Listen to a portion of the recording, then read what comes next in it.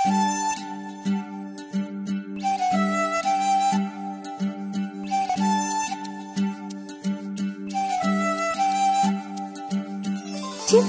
பூத்தது பெண்ணாக, அவள் புன்னகை மலர்ந்தது பொன்னாக.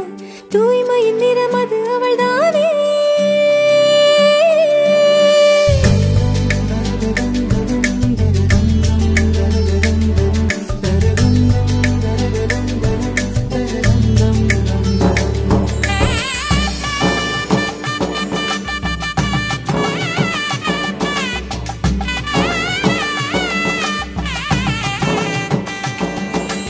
சித்திரம் பூத்தது பெண்ணாக, அவள் புன்னகை மலர்ந்தது பொன்னாக. தூய்மையின் நிறம் அது அவள்தானே. பீமா ஜுவல்ஸ் கோவை, அடையார் ஆனந்த பவன் அருகில், காந்திபுரம் டவுன் பஸ் ஸ்டாண்ட் பக்கத்தில்.